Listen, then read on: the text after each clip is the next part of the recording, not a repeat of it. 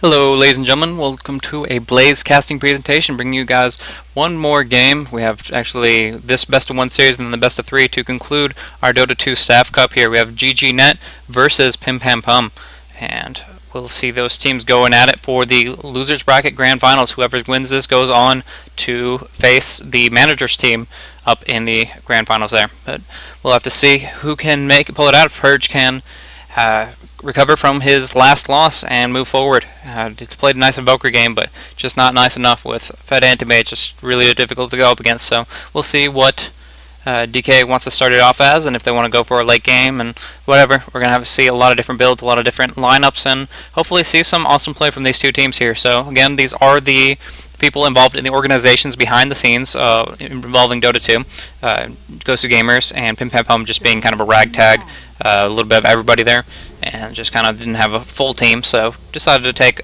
all the leftovers there, and we'll see what they have to bring. But so far, PimPamPum, and well, I mean, both teams doing extremely well. I mean, only having lost one game in all these rounds here. Moving on into the draft, and I was going to answer a question for somebody, but oh well, not a big deal.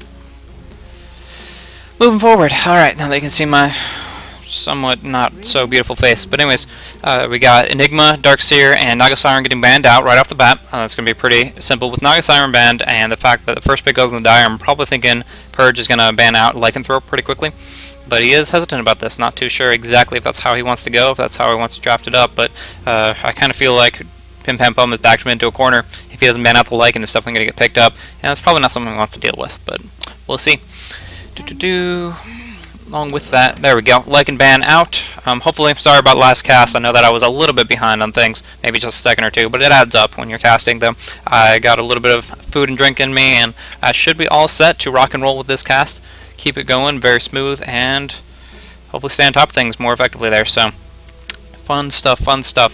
Coming out here, the final ban for the Dire, DK, trying to figure out what they want to draft up. This is really the most decisive ban for them, deciding, obviously they don't want to go up against Darkseer and Enigma. They've been banning that out consistently for the last couple of games, but what they want to go up against right now, and the bans in general, it's going to be a really big deal. How they want to build their team from here. I mean, there's still so much on the board. You have the Rubik, the Invoker, you have Night Stalker, or not really a top tier pick, but I love him to death just for the fact that he makes games very, very high momentum, very fast paced. But anyways, we have the Venomancer, the Tide Hunter available. We have all this good stuff, and we just have to pick up one ban real quick, putting in a lot of reserve time. They know Purge's drafting style, generally speaking, and they want to be able to make sure that he doesn't get the hero he's looking for. I'm probably thinking they're going to go for an Invoker ban, but who knows? We'll have to see.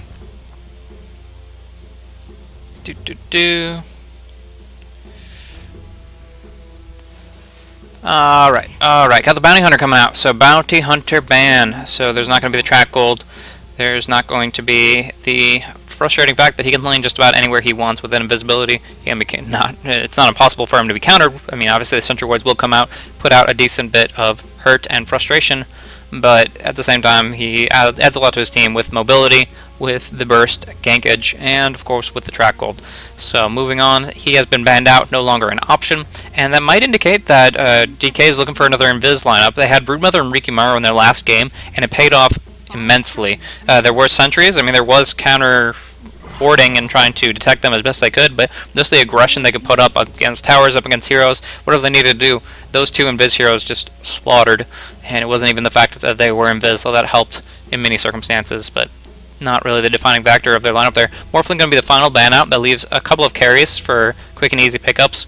I'm expecting probably Purge to go for like a third pick carry, and therefore being able to ban out carries in his 4th and 5th bans, but we'll have to see exactly what he wants to do. There's a lot of benefits too having the last pick here, and that's why a lot of people debate whether second pick is actually better than first pick. It kind of depends on how OP some heroes are. If there is an extremely overpowered hero, getting him first easily is the best thing in the world, but being able to counter pick up against the Rubik specifically is going to be really nice. So probably going to see a Leshrac, possibly a Venomancer alongside that.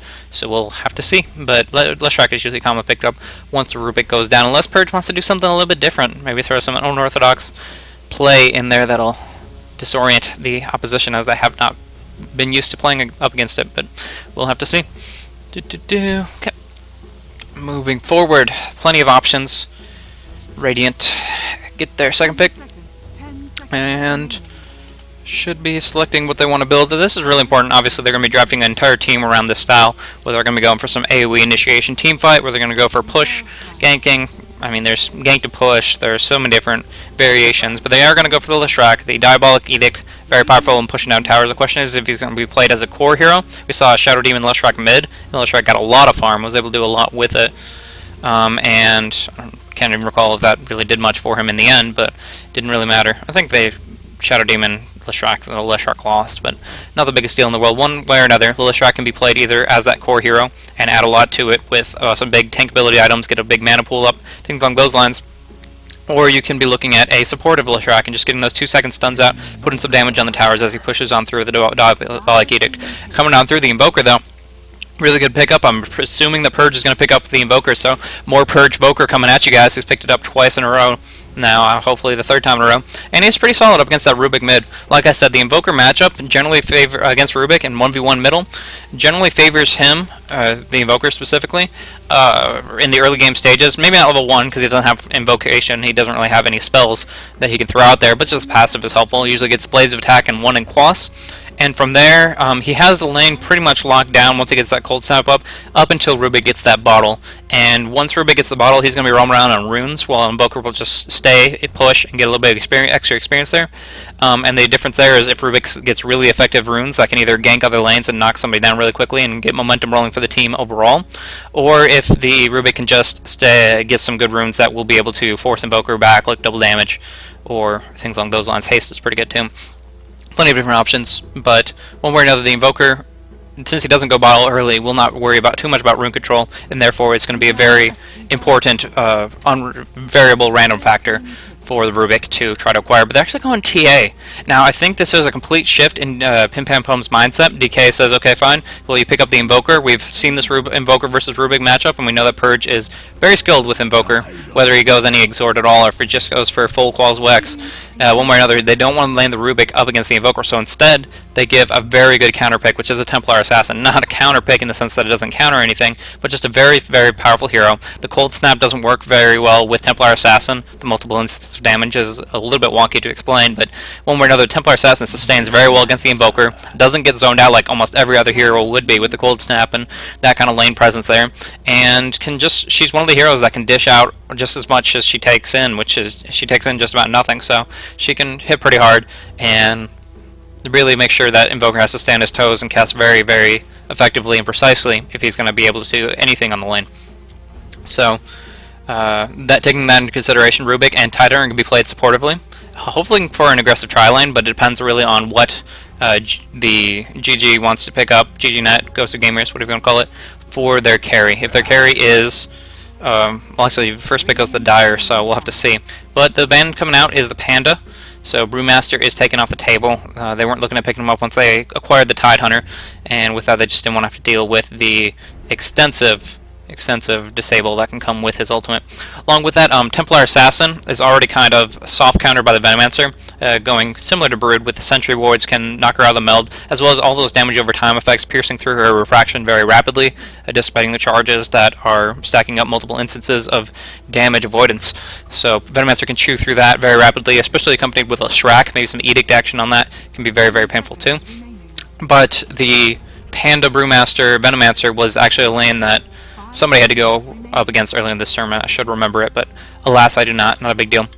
But it is a common lane to go mid Panda and Veno versus the Templar Assassin until the Panda can handle her on her own. So they banned that out, not having to worry about it, and now Purge taking a lot of time to decide what they want to ban. 40 seconds in, do they want to ban carries? They don't have the first pick, so it's going to be a really rough call.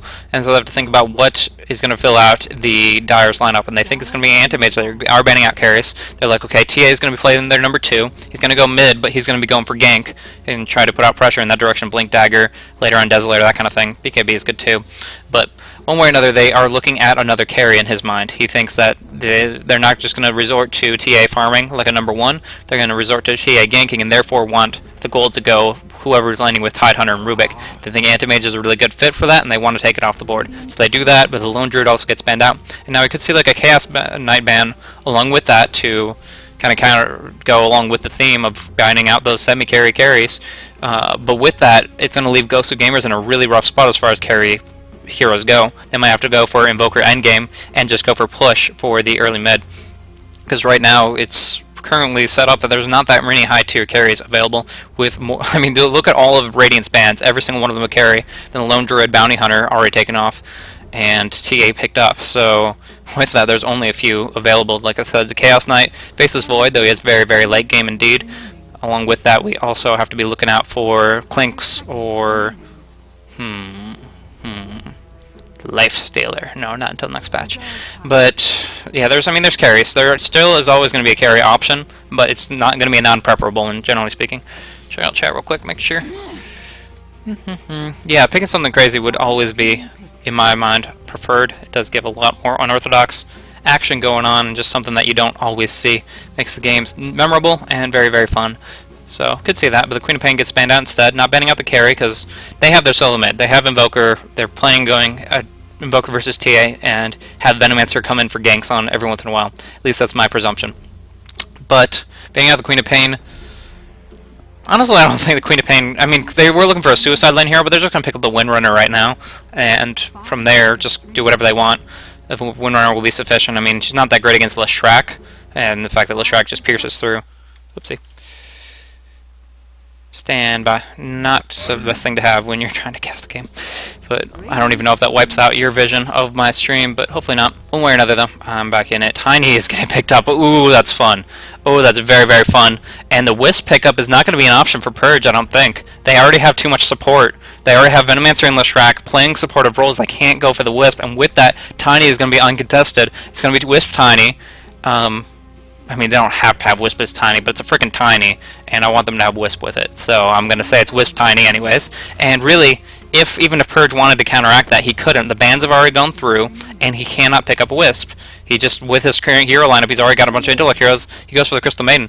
So that's a lot of support. I guess for the Frostbite to disarm the Tiny, I'm not exactly sure, but honestly, Venomancer and Crystal Maiden and early game Leshrac can all get insta-get by Tiny and his Avalanche Toss combo. Of course, as a semi-carry, he'll probably be scaling up his ultimate. But now here's the question. With that Crystal Maiden pickup, are they going to go for the Wisp? They're going for the Brood.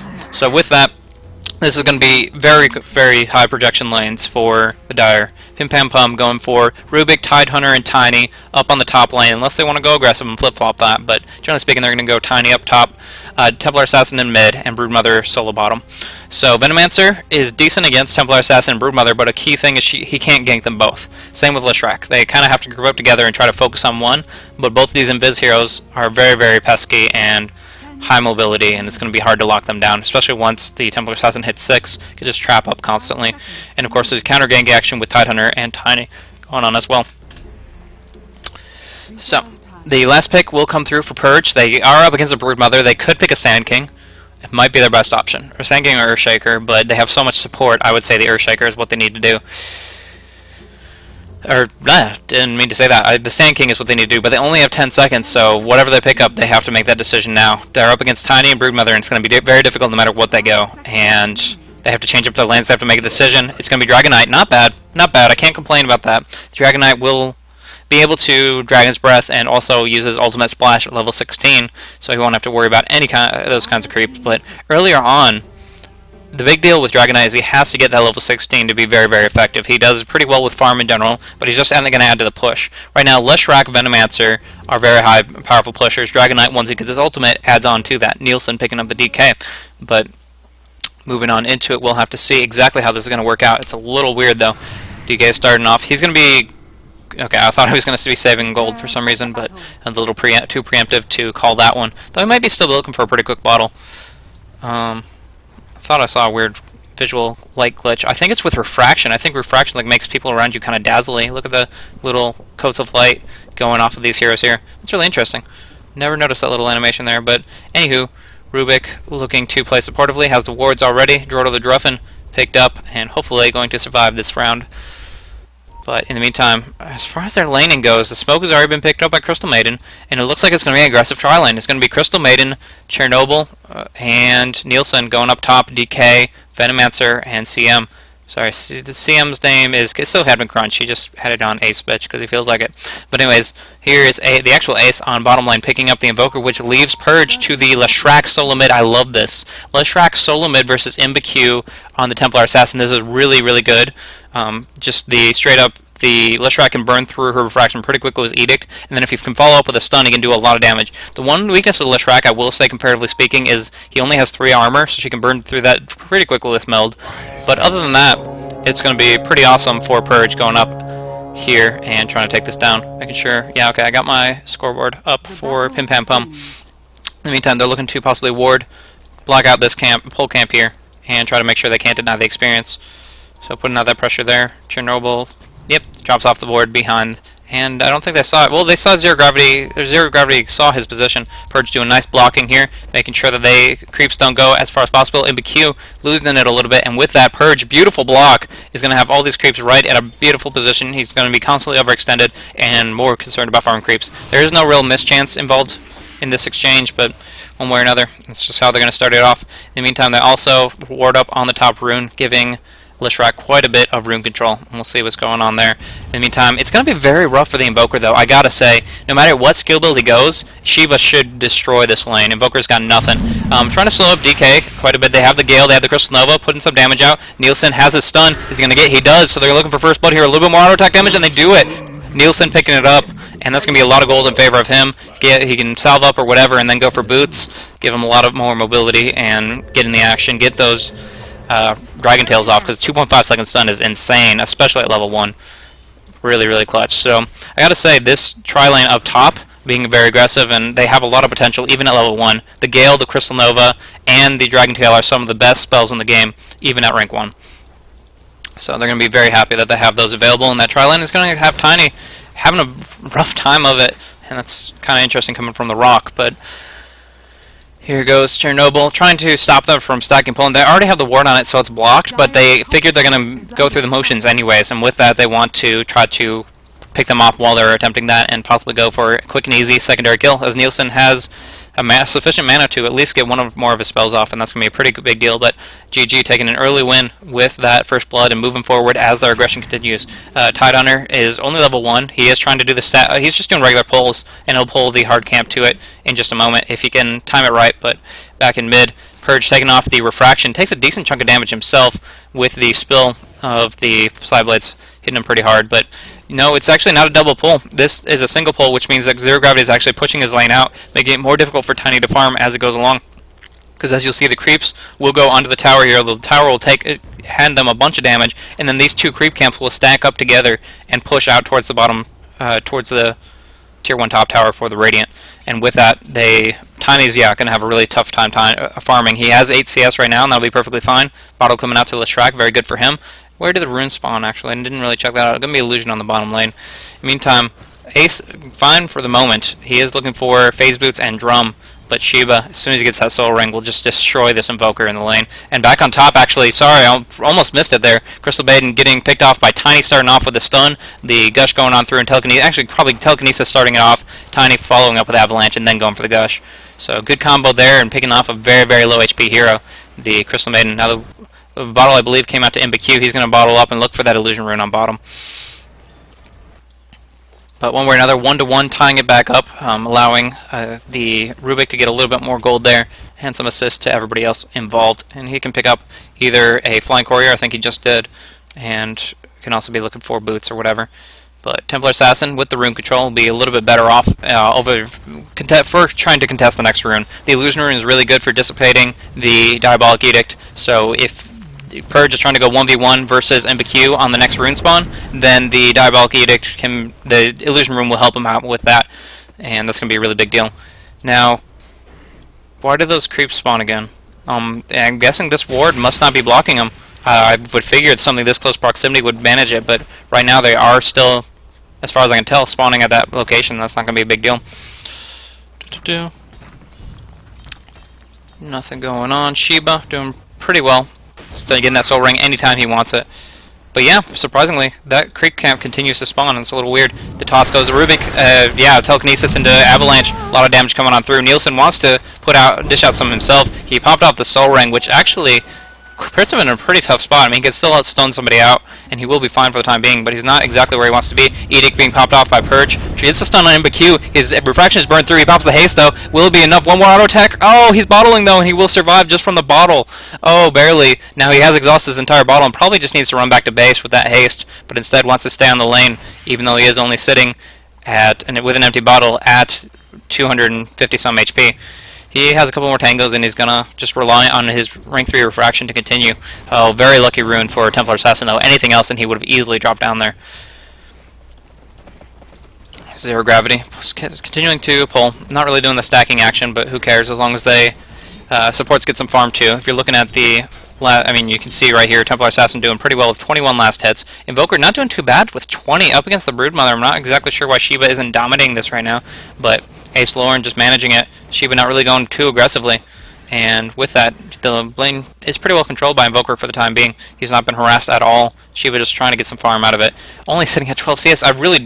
With no sentry wards, I gotta say this has just gotta be misplayed by Shiba. There's no reason this should be happening, that he's getting this shut down. Invoker's a great solo lane hero, but it's just, yeah, no. Without any sentries, there's no way that you can't just get more than 13 CS, right, at 5.5 minutes. So, probably just, after all these games, a little bit worn down. Now, nice gank action coming in. Sentry Ward doesn't even fall down, just to make sure. Frostbite goes on. Purge wants this kill. He will not take it. Chernobyl. Kill secured, bro.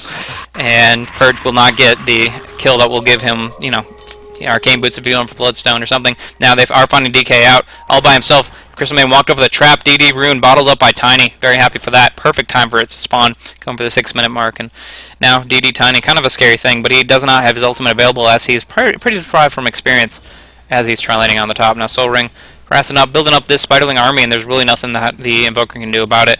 Corying up, getting some phase, but from there, not sure what will follow up from there. Purge, though, with that at least being in range for that kill, is actually topping out experience per minute, just barely over the Broodmother and the Templar Assassin.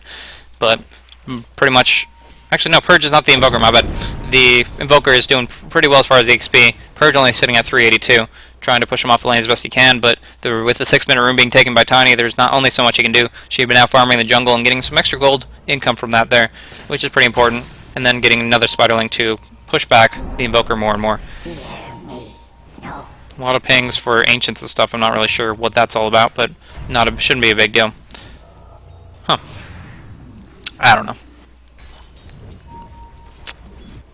In the meantime, down on bottom lane, the Venomancer goes on through. Tornado goes on up. The Gale still on him. Cold Snap taking a lot of damage, going to be taken quite rapidly, but the dots aren't enough to actually proc the Cold Snap, and he's going to get out of the range of... Did they have a sentry? Yeah, they had a sentry here, but he got out of it really, really quickly because Venomancer's damage wasn't sufficient to proc the Cold Snap, so he couldn't keep him knocked down. Purge getting a nice stun, just getting a little bit of CS, and taking off one charge of refraction, but denies back and forth, just trying to hold the lane as best he can. Looking for some kind of boots upgrade in the near future, though, that's for sure. Zero Gravity looking to do some 51-second pulling northwest, and that'll pull the creep wave back very effectively there. Nielsen's still getting a decent amount of farm, though, but not what he wants. Really, the aggressive tri-lane not only is designed to shut down the Tiny, but also get quite a bit of farm either through kills or creeps for that Dragonite, and right now neither is occurring. The ward was not stopping this pull here, and they never even bothered with this pull here.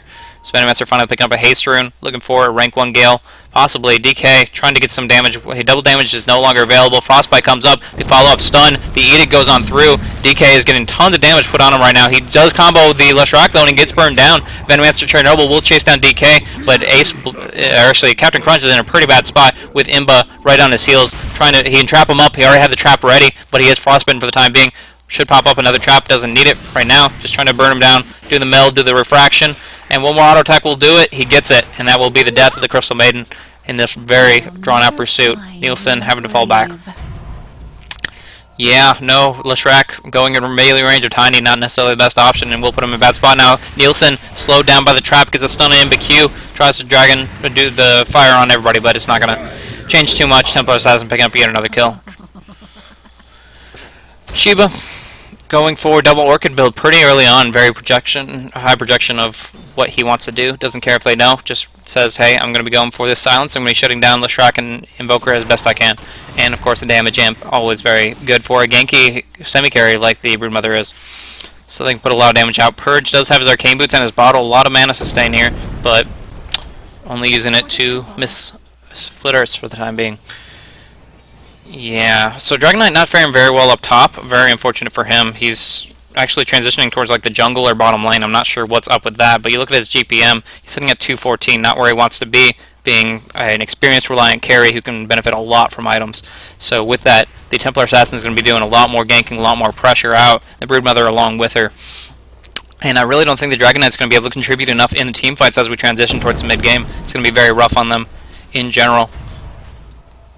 Trying to zone out, Purge controlling the mid as best he can, Zero Gravity just holding on to the tower for the time being, but it looks like MBQ looking for some good runes, gets the double damage, wants to put out some pressure with it, that's for sure. Pops it off already, bottling up, looking for Leshrac in mid. Purge putting out some Edict damage onto the tower, but it gets immediately glyphed up. Now the trap is behind Purge, he knows not to walk that direction, goes right outside the zoning of that, and is perfectly fine for the time being. MBQ has that double damage, though very, very menacing rune for him to have. Can do a lot with it and bring a lot of pain. So instead, Ash looking for telekinesis, pulls back Purge onto the trap. Trap does not go off though, he's not looking for it. And yeah, just scaring him off for the time being. Tiny, however, picked up his phase boots and his bracer and his magic wand, looking for drum in short time period. Going to harass Nielsen off the lane a little bit. A couple of free, easy auto attacks for him. No problem at all. Very happy for that. Phase boots just make him so fast, and once he gets the drum and Yasha, he's just going to be all over the place. High attack speed, high movement speed. Go for the semi-carry Tiny. Do a lot with that. Ash pulls him back, looking for the avalanche to follow. Nope, not going to happen. Not sure what that noise is, but hopefully it will just not be an issue long term. Shiba going on through, wants to put pressure on the tower. The Spiderlings, though, just chasing down Invoker for the time being. This is what I'm saying. Invoker really doesn't have any kind of, like, Meteor's the best thing he has against Spiderlings, and that isn't worth anything until he's, like, level 10 at least. And that's only if he's skilled Exhort, which he's going for Quaz Wex. In the meantime, Nielsen popping his Dragon form. Bit of a mistake there, because he's just going to die in a matter of seconds anyways. Damage over time on Zero Gravity is nice, but it's not going to change anything.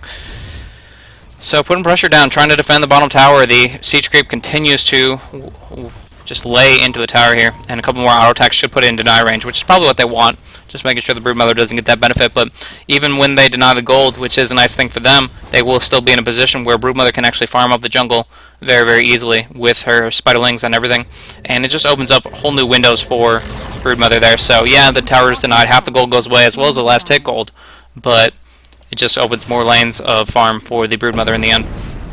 So, good and bad, but mostly good for them to manage that. The Edict goes off, but he's getting ganked really hard. DK, burst damage, easy toss, and that's going to be MBQ taking the kill in midair. Midair Mambo kill, bringing down the Leshrac from the Templar Assassin there. Shiba trying to hold down onto bottom lane. And there's a regeneration rune. Tiny, very happy for that. A lot of HP, a lot of mana.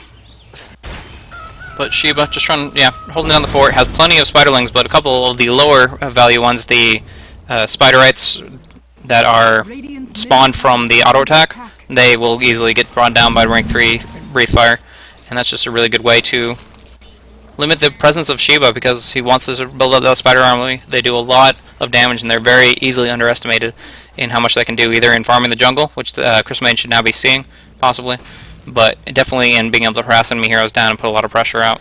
So checking chat real quick, make sure everything is cool.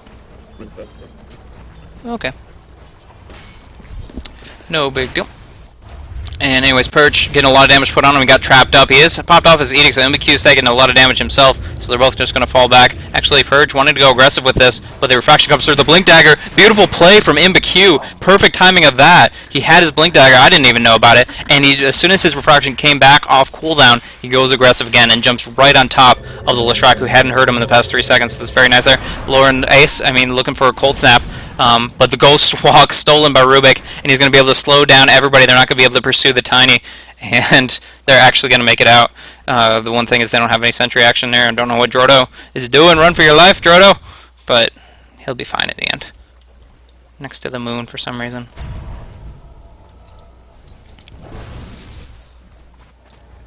Zero Gravity, not doing too hot right now. Wants that Ravage. Net worth currently sitting at the top. The Titan only has 1,500 available. He's the lowest on his team, with the Templar Assassin sitting at 5,000, doing very well. But Zero Gravity, once he gets up that level 6, which he has just acquired, the Ravage will be impeccable. I saw one really, really good Ravage from him, and I mean, he's done some pretty good ones no matter what, but one amazing Ravage from a couple games back, and looking to see more out of him, but zero gravity. The Gush goes on through the trap, and Purge just gets fried. This Templar Assassin pick just going on through, even with a soft counter like Leshrac. You need to commit so much more to kill this guy, and now that he has his Blink Dagger, there's no holds bars. He has the meld available. He'll put up whatever pressure he wants and be very, very aggressive. In the meantime, DK stunning up Ace, throwing him back. Get back over there, and the creeps will burn him down. And now a couple more auto attack from MBQ might be sufficient. He's very fast with the Wex, trying to phase boots away. Can the trap come through in time? The tornado, he at least avoids that. He doesn't have a TP scroll available though. Throwing the Templar Assassin at the Invoker, and he just burns him down really, really quickly with a couple last auto attacks. So nice action there. Shiba continuously putting pressure on the bottom lane. Can be going for the Oblivion Staves in no time at all as well. They're going to be putting pressure onto the middle lane. Is that Tiny almost have a Yasha? Nothing on the courier. So DK is not doing too hot as far as gold goes. 4,800. I mean, it's okay, but he could be doing better. He finished up his drum at the very least. Blink's going in on and going to burn down Purge. What are you doing there? Really not in the position he needed to be in.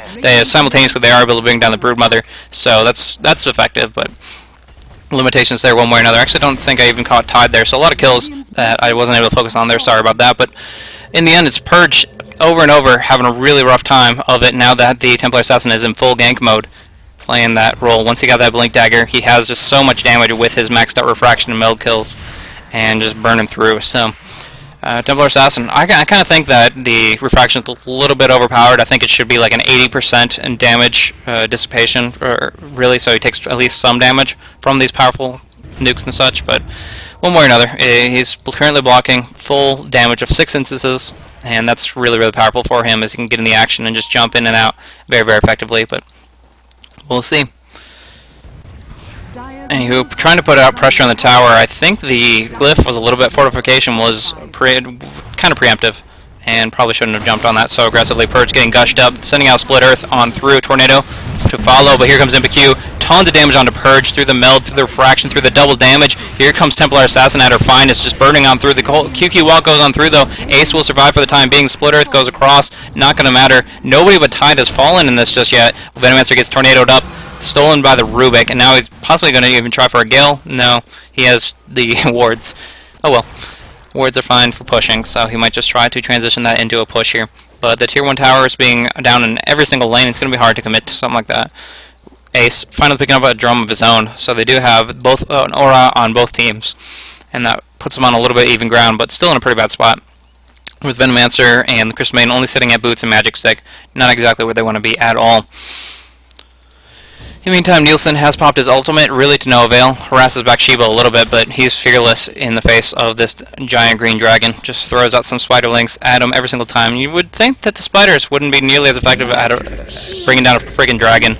Back in middle lane, Crystal Bane get burned down really quickly with low armor value, and Invoker getting hit up really, really hard. 2 seconds on his Ghost Walk, but he cannot disjoint the auto attack, just not in time, probably spamming his secondary magic skill activation, but didn't work out.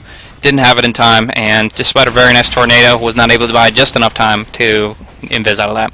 And that's going to be a monster kill for the TA, sitting just kind of steamrolling right now, and the snowball effect really doesn't show anything good for GGnet. Now a beautiful toss Ravage, really showing the strength of that tiny pickup. Holy crap, that was just amazing. Amazing initiation. No Blink Dagger, just throw a friggin' giant fishman at you.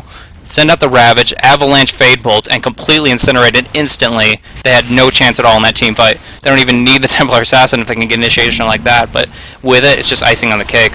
Tia getting more gold, up to 8,000 with that tower kill, and that's really big. Desolator is just about finished. And with that will be... I can't even imagine them really holding up against that. Who's Magic Wand? That's been there forever. Tia doesn't even want that Magic Wand. She wants the Slippers of Agility. They're pretty much the best. I think he was looking for a Ring of Aquila previously, but it just, no, not going to be a big deal in the end. Not too much going on here. And PimPamPum have a really strong showing to be going up against the manager's team in the grand final. Combo, toss Avalanche. Oh, actually, Ash taking a little bit too much damage and does drop down. Now Nielsen getting hit pretty hard. This nice stun comes in from Purge. being able to Pulse Nova down, brought down Shiva low enough, and now brings down the Tidehunter. So actually good comeback. I think Nielsen would have been a really rough spot if Purge hadn't been there, but at least he was able to get a really good stun off, followed with Edict Pulse Nova. There's so much damage coming out. And as long as Purge can survive, he can dish it out, but right now he's very low armor, only sitting at 6. So with MBQ just about to finish his Desolator, that's going to be what, like negative 14 armor? That's going to hurt so much, putting him in, taking like 130% physical damage, and the first bout of it being 200 damage nukes, and the rest enhanced by refraction.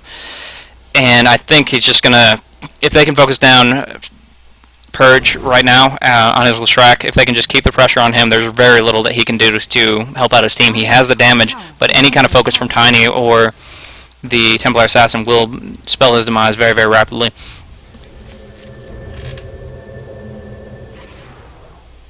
Just checking chat, making sure everything's cool.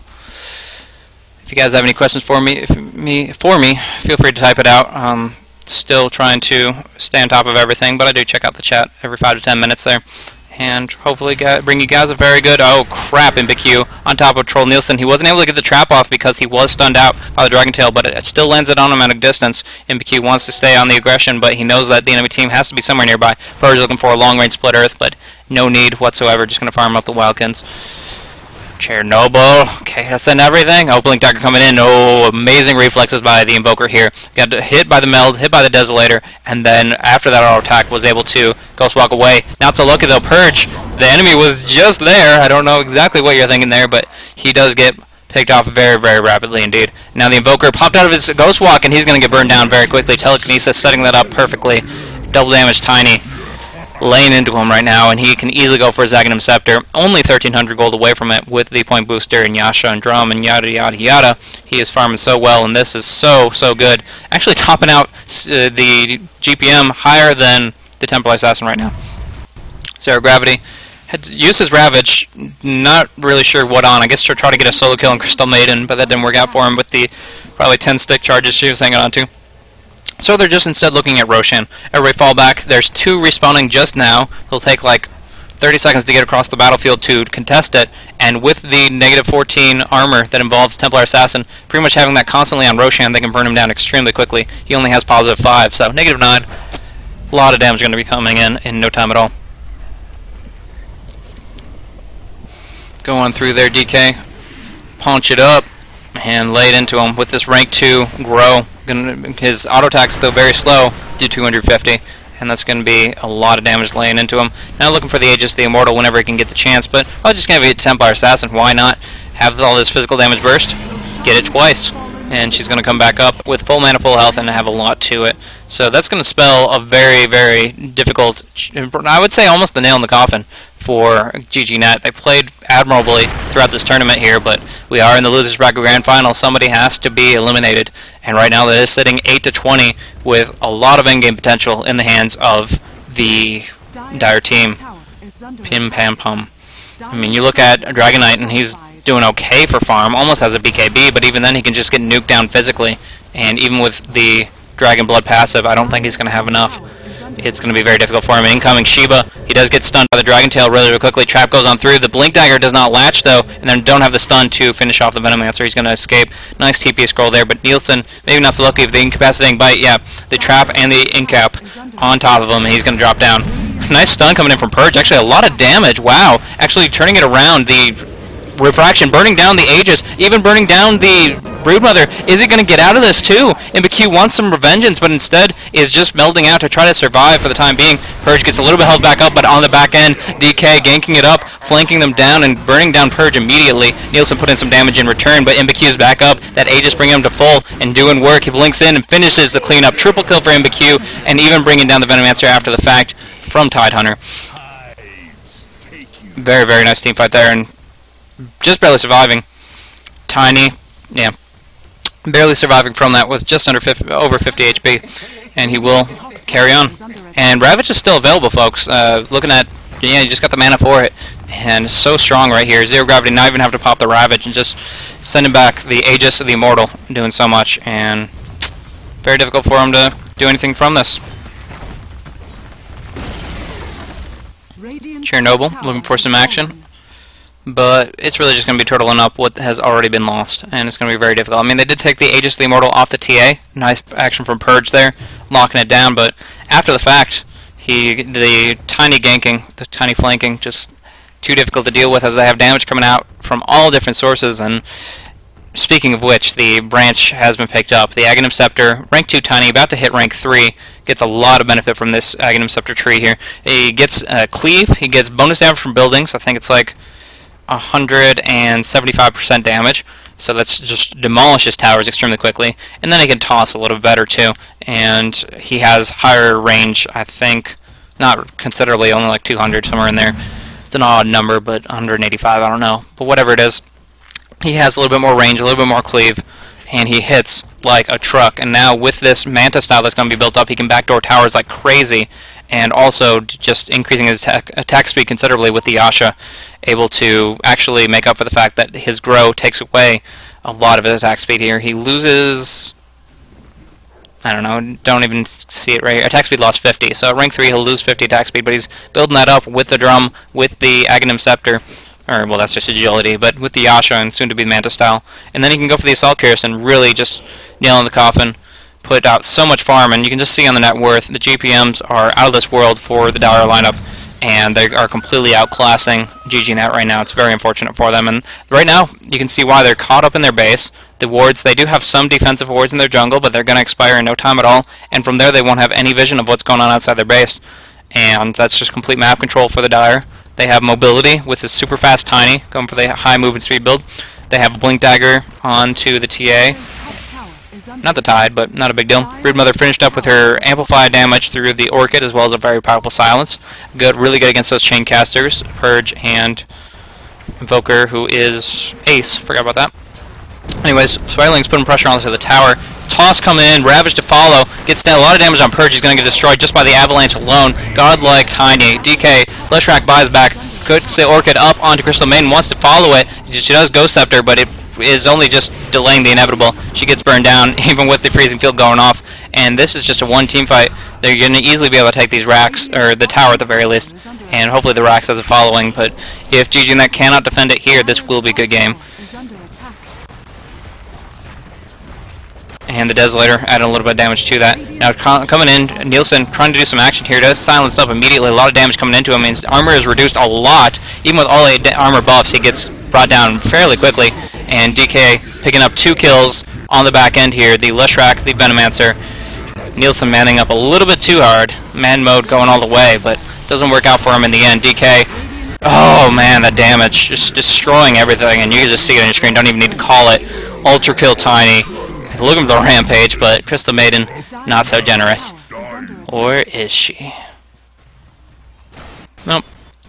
Good game is called, and it's definitely all about, oh, Ghost Scepter. That was the biggest damage to do. It would have like brought her down to 25% health, but Ghost Scepter, perfect timing on that. Anyways, you can just see the massive gold graph earned. I mean, like 2/3 of what GGnet has. The PimPamPum group have it in addition. So 166% of their gold, and the experience kind of tells the same story, just almost double. Not there yet, but similar thing. About 1 2/3 advantage, or just a 2/3 advantage, whatever you want to say. Anyways, Purge trying to get some damage out, but right now, like I said, he's in negative armor with that gush and gets destroyed in a matter of seconds. Templar Assassin finished that off, and they're defended still, but good game has been called. Even the melee Rex could have been brought down pretty quickly. But apparently we want to see some Tiny with some Manta style, that's for sure. As they are going to conclude this up, and then we'll go on to the last game. I definitely need to get something warm to drink, probably a cup of tea or something, but we'll see. Deny the racks. Deny the racks. Respect Band's coming out with the Enigma and with the Darkseer and the Morphling, I believe, as well. So, yeah, making sure that they knew what they were up against, they knew what the enemy team wanted to pick, and they made sure that it wasn't available. That's why it took so long for Purge to decide exactly how he was going to start it off. And the Leshrac, though, a very strong pick, and the Invoker and Venomancer as well, not really getting what they wanted out of it. The tri-lane was not as strong as it needed to be.